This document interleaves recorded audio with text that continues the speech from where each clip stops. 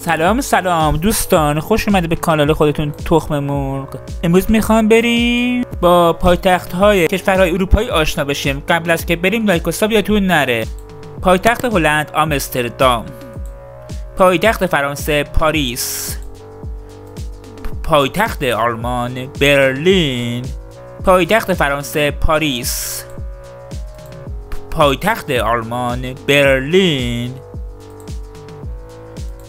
پایتخت آلمان برلین، پایتخت ایتالیا روم، پایتخت اسپانیا مادرید، پایتخت اسپانیا مادرید، پایتخت آندورا لاولا، پایتخت آندورا لاولا، پایتخت یونان آتن، پایتخت صربستان بلگراد، پایتخت صربستان بلگراد، پایتخت سوئیس برن، پایتخت اسلواکی براتیسلاوا، پایتخت اسلواکی براتیسلاوا، پایتخت رومانی بخارست، پایتخت مجارستان بوداپست، پایتخت مولداوی کیشینف، پایتخت دانمارک کوپنهاگ، پایتخت ایرلند دوبلین، پایتخت فنلاند هلسینکی، پایتخت اوکراین کیف،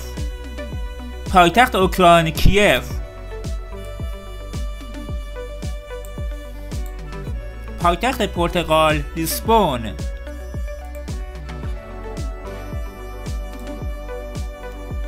پایتخت اسلوونی لیوبلیانا، پایتخت لوکزامبورگ، پایتخت بلاروس مینسک، پایتخت موناکو،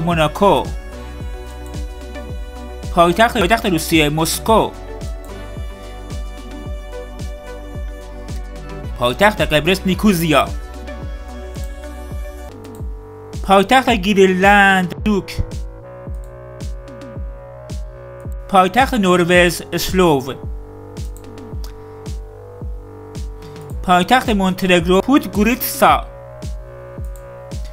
پایتخت جمهوری چک پراگ، پایتخت ایسلند ریکیاویک، پایتخت لتونی ریگا، پایتخت سان مارینو، پایتخت بوسنی هرزگوین ساراویو، پایتخت مقدونیه اسکوپیه، پایتخت بلغارستان سوفیا، پایتخت سوئد استکهلم، پایتخت استونی تالین،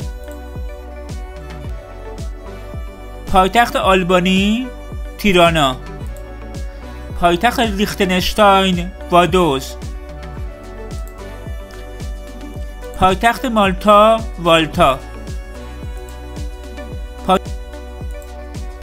پایتخت واتیکان، پایتخت اتریش، پایتخت لیتوانی ویلیوس، پایتخت لهستان ورسای، پایتخت کرواسی زاگرب. دوستان مرسی اینجا همراه هم بودید. لایک و ساب فراموش نشه، کامنت هم بذارید. دوستتون داریم. تا ویدیو بعدی بدرود.